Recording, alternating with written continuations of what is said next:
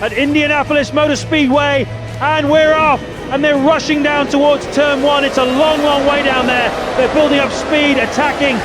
So yeah, Salo, Della Rosa. Oh no, Alex Young is back into third. Okay, he is fighting for a podium position. It will not last, but Alex Young. Montoya has had an engine blow up. That would explain why I couldn't see him, and that's yet another BMW engine failure.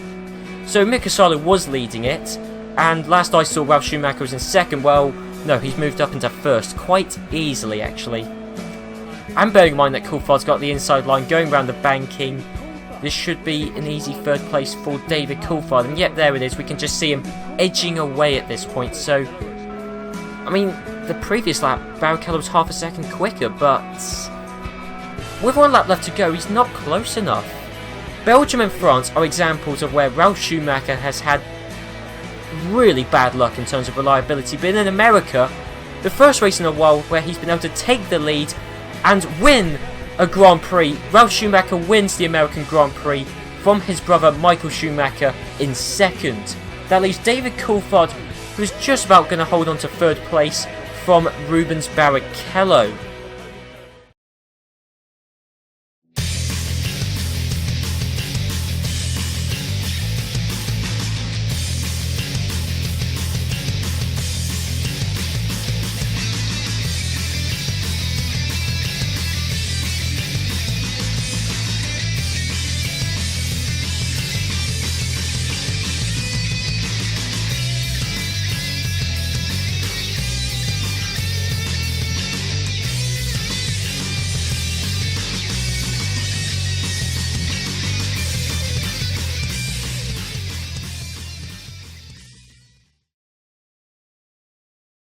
Welcome to the land of the rising sun and home of the Japanese Grand Prix, the final and 17th round of the 2002 FIA Formula One World Championship. The season finale plays an important role for many participants of the Formula One world. It's Japanese tyre manufacturer Bridgestone's home Grand Prix, as well as that of Honda, who supply engines to both Jordan and BAR, and of course the new team this year, Toyota.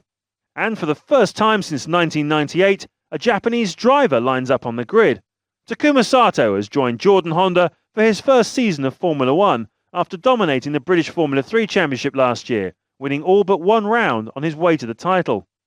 I'm sure he'll be very keen to make a good impression on the fans, as much as the other participants of this year's race.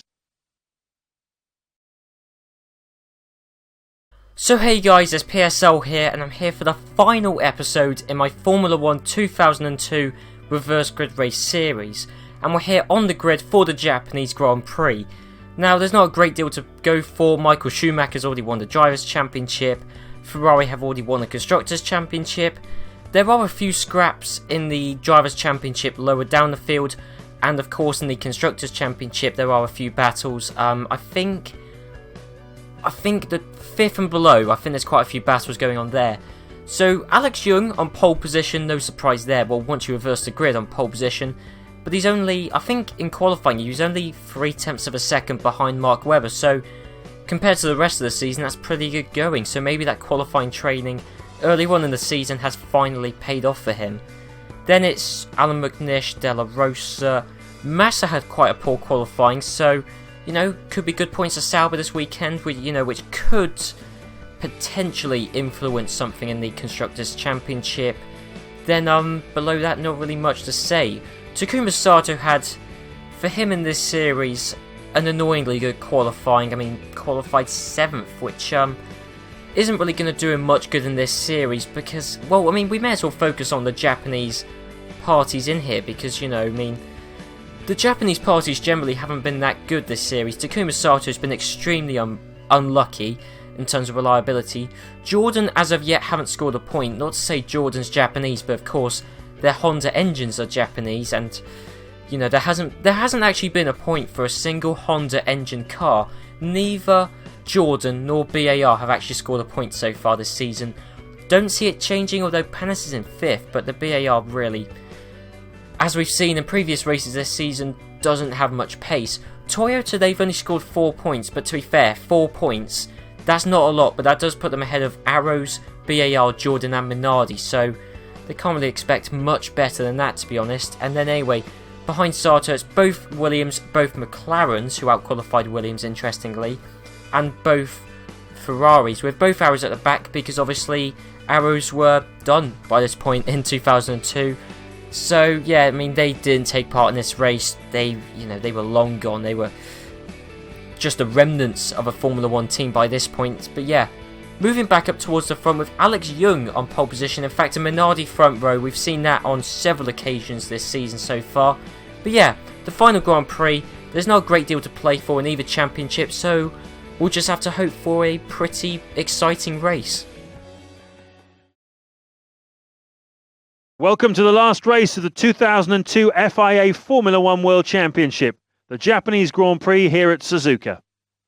Michael Schumacher capped off the season in style last year with his 9th win and 11th pole of the season, taking the season points record at the same time.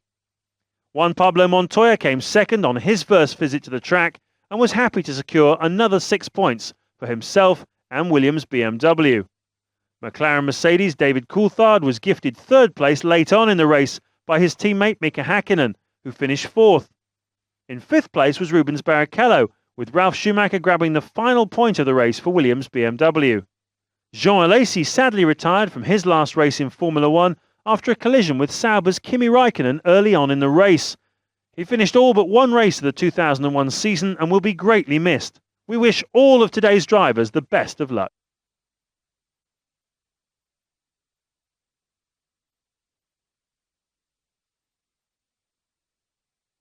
Always a tricky start here at Suzuka because it's downhill. You're not allowed to let the cars creep.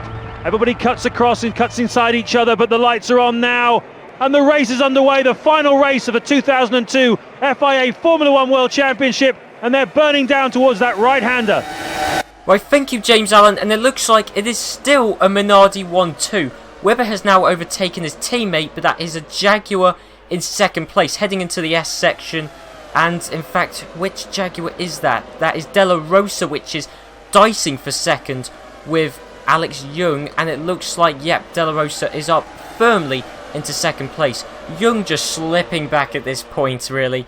Where even is he? I mean, in fact, we should probably get some onboard shots. I mean, there is Montoya, who's in 5th.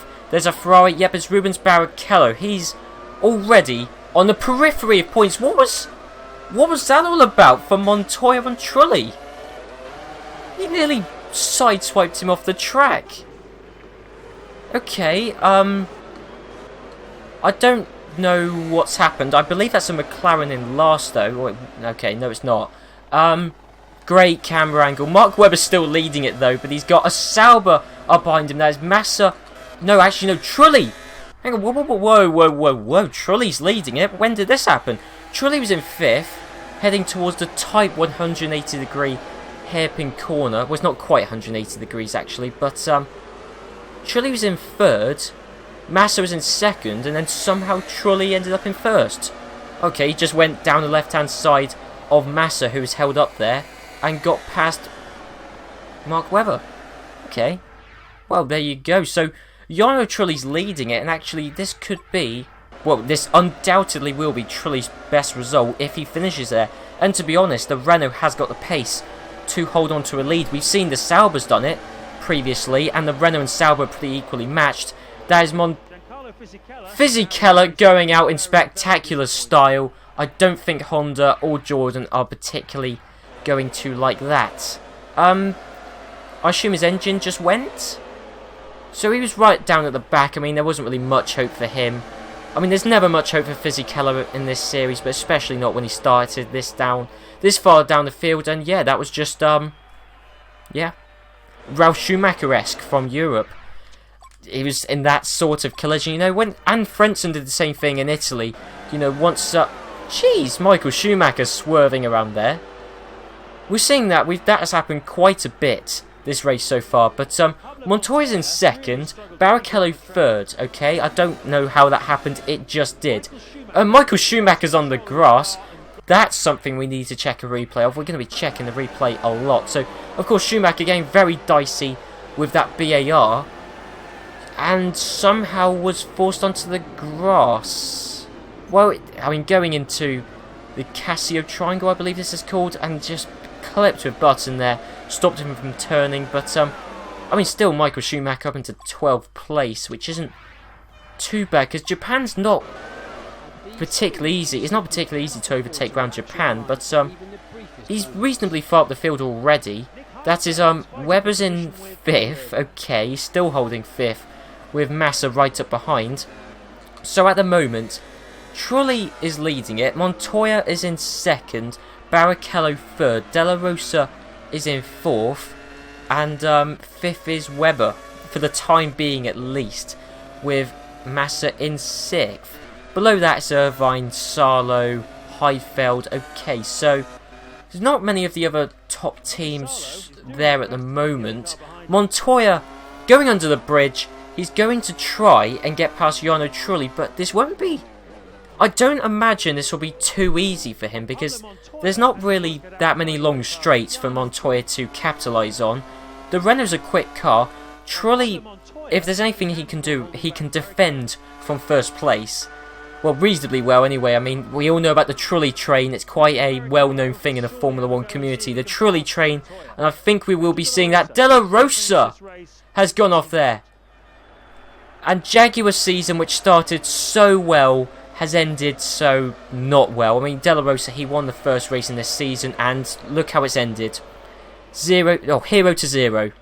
Basically, is how I would describe his season. Montoya, yep, it's almost like... Oh no, it isn't, because heading into the final chicane, Ralf Schumacher's blown up. Great. But Montoya... again, Ralf Schumacher getting in the way there. Just interrupting the action, but heading into... I believe... I mean, going around Spoon Corner now, and then it's 130R. Della Rosa, yep, okay, we get the point. But, I believe the final chicane is the Casio Triangle, or the Casio Chicane. It's something like that, but I mean, obviously this is 130R. But I thought it was going to take longer for Montoya to get past, to be honest. But no, just on the brakes, he was just about able to find some room, and then of course Ralf Schumacher did that. So yeah, so that means it's Montoya who's currently in 2nd, I believe. Webber's still holding a points place, although that's lasted for a few seconds after I said that. Oh no, that is such a clumsy last corner between Webber and McNish. But crucially, I thought I would have missed it. Yeah, I thought when I was looking at that I would have missed Barrichello getting past Trulli, but it was just a case of going around the last corner. I think he got a better drive out of it, much better straight line speed, and now we're going to see another epic, titanic battle between Williams and Ferrari. But generally, what we've seen this series so far is generally, once a Williams gets into first, they generally stay there. I mean, even a Ferrari, it might be able to catch up, but it won't often overtake. I mean, that is one thing a Williams can do, is as long as a Williams can get into first, it will stay there unless the engine blows up, which is a distinct possibility. Heidfeld is in 4th, Massa 5th, McNish is in 6th. Okay, I don't know where the McLarens are. I don't know where Michael Schumacher is, and I don't know. Oh no, Ralf Schumacher's blown up, but Michael Schumacher's still held up behind a Minardi, and that means Michael Schumacher has now only just moved up into 13th place. Both McLarens are nowhere to be seen. I think... Oh no, there's Coulthard. I believe... Am I right in... No, okay, no. There's Kimi Raikkonen. Okay, I thought they were further down the field, but no, both McLarens are there, just ahead of Michael Schumacher. They're going to get past... Is that Alan McNish? No, it's Mika Salo. But yeah, one Ferrari and one McLaren has got by. It's just up to the other McLaren to get by. But I mean, this is only the battle for 11th place. Although heading into 130R, oh my word. Who's going to... There's 5 cars, which are all kind of battling 2 separate battles, but Michael Schumacher has won out. Oh no, it's the clumsy final chicane, and this is actually Jenson Button who's trying to get by Alan McNish. Such a clumsy final chicane for these cars to negotiate. It's like the hairpin corner at Hockenheim. It was just so clumsy to get around, but yeah, there you go. It's almost, again, well, Hockenheim, it almost seemed like the cars didn't have the steering lock. Here I just don't know. It's like the cars just aren't manoeuvrable enough. But Michael Schumacher, I swear he was in like 10th a few seconds ago. He's now in 7th. Okay. So Button's holding the last points place. For now, it's still Montoya leading. Barrichello second. That's a top 2 which is going to stay there. I don't think they're going to be changing. Trulli, he could hold a decent third, I reckon. I mean, Heifeld's quite a way behind, and I don't think that Sauber is quicker than a... I don't think a Sauber is quicker than a Renault. And either way, he's several... I mean, Trulli's going around Spoon Curb. Heifeld's several seconds behind. Massa is in 5th. I don't see him catch up to his teammate. Button's in 6th, the last points place. So actually, in some ways, we have got a good battle between Renault and Sauber, because both Renaults are sandwiching Sauber, but Renault are going to need more than that to overtake Sauber in the drivers' or in the constructors' championship. But Michael Schumacher, he's got by Button, and we don't need an epic manoeuvre going into 130R because Button is already way behind. So you know he doesn't need to try and, although he did try and outbrake Michael Schumacher, but wasn't going to happen. So okay, so Jensen Button again just didn't get going out of that corner. I say again because the same thing happened in America with De La Rosa. He just didn't seem to get moving out of the corner, and Button was hit with the same problem there. So okay, this is a top. Hang on. Oh come on! You can't do this. That's yet another BMW engine blow up and yet another retirement for Montoya. That's got to be one of the main talking points of this season. I mean, sure, we could talk about Schumacher dominance. We could talk about Ferrari dominance. There's quite a few things we could talk about. BMW, the lack of reliability from BMW has got to be a main talking point. We know their engine is really powerful, but just clearly unreliable.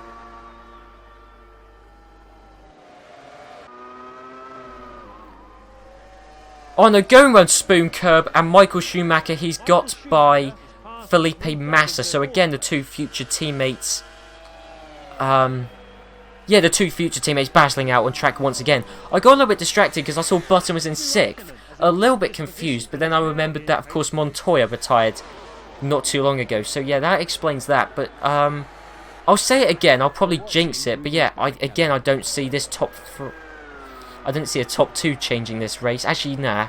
Michael Schumacher's quite a way behind Heidfeld. So a final boring end to the race, really. But Rubens Barrichello coming round 130R, and Barrichello, he's had the more unlucky season. He's the only Ferrari driver to have had a car reliability issue. But Rubens Barrichello, he was Schumacher's main championship rival. He won't beat him in the championship, but he will beat him in the 2002 Japanese Grand Prix. Jarno Trulli, to I believe take his best finish of the season in 2nd place, and Michael Schumacher right at the end got past Nick Heidfeld. Didn't think that was going to happen, but when I wasn't looking it did. So Michael Schumacher has finished in 3rd, Heidfeld 4th, Massa in 5th, and Jensen Button will take the final points place in 6th. And I believe he might have done that in Australia as well. I'll tell you what, in this race we're seeing a lot of either similarities or distinct polar opposites from Raikkonen's car has now blown up, I mean the race has ended, but his car's blown up. I think that's a fitting way to end the season, really. Kimi Raikkonen, he's finished the Japanese Grand Prix, yet he's going to try and make it back to the pits with his car on fire. Oh. And I think Barrichello's car's on fire. Look at that in the background. What's happened?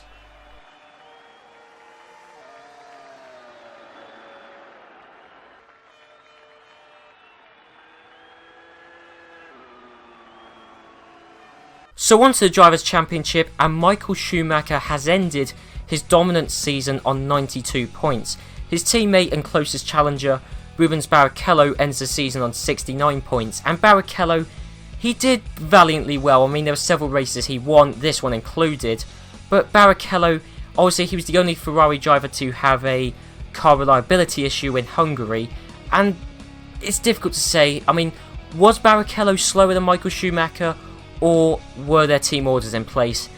Thanks to both Williams retiring this Grand Prix, Montoya just about beat his teammate Ralf Schumacher in the Drivers' Championship by 1 point. The surprise of the season for me is Pedro Della Rosa, who finished 5th in the Drivers' Championship.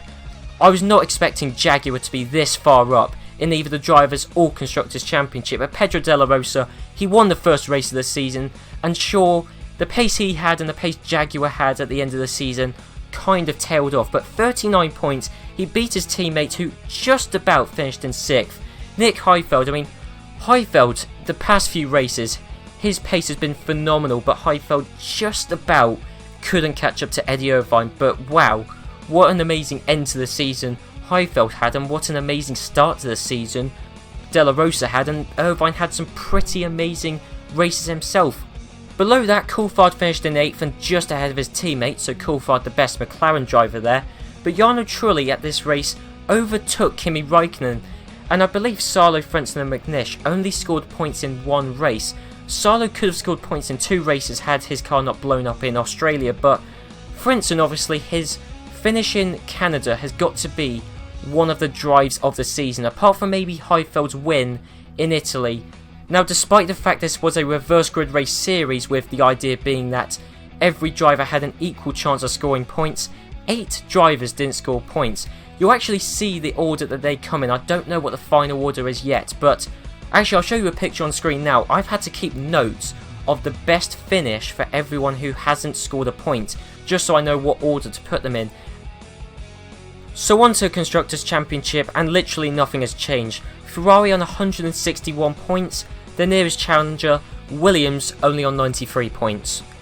And I would honestly say, if Williams had as good a reliability as Ferrari, it would be a properly good battle in the Constructors' Championship, but because of the really poor reliability their BMW engine has, you know, Williams are just a way off in the Constructors' standings. Jaguar, a really impressive 3rd. I cannot fault Jaguar, the standout team of the series. McLaren finished in 4th, and they had a really slow and poor start to the season. I mean, I can't remember how many races it was, but I think it was about 6 races before McLaren scored points. The epic battle between Sauber and Renault, the most interesting battle in the Constructors' Championship all season long, and Sauber beat Renault. I mean, Renault scored 7 points this race, Sauber 5, but it wasn't enough for Renault to re-overtake Sauber. So yeah, McLaren 4th, Sauber 5th, Renault 6th, then of course Toyota in 7th with their 4 points, and Arrows in 8th, and then of course there's BAR, Jordan and Minardi, who all failed to score points. When that's the thing I find weird, is Arrow scored points but BAR and Jordan never did. So anyway, yeah guys, I hope you enjoyed this episode, and this really was a fun series to do it. There was so much action, so much drama, so much unpredictability. It was a really fun series to do, and of course Michael Schumacher, we knew he was going to win the Drivers' Championship for the longest time. Ferrari were basically guaranteed the Constructors' Championship. But no, it really was a fun series to do. A bit of a dull end in terms of championship battles, but what can you do? Now, before anybody asks in the comments, I will be doing another reverse grid race series on another game. We've done 2006, we've done 2002, and in both seasons, the driver who won the Drivers' Championship in real life won the championship in this series. So hopefully, 3rd time around, we can get a different world champion from that in real life. So anyway, yeah guys, I'll see you then.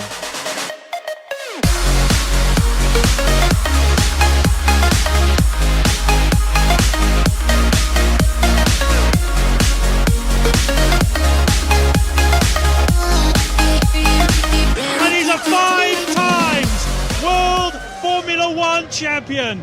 This is history.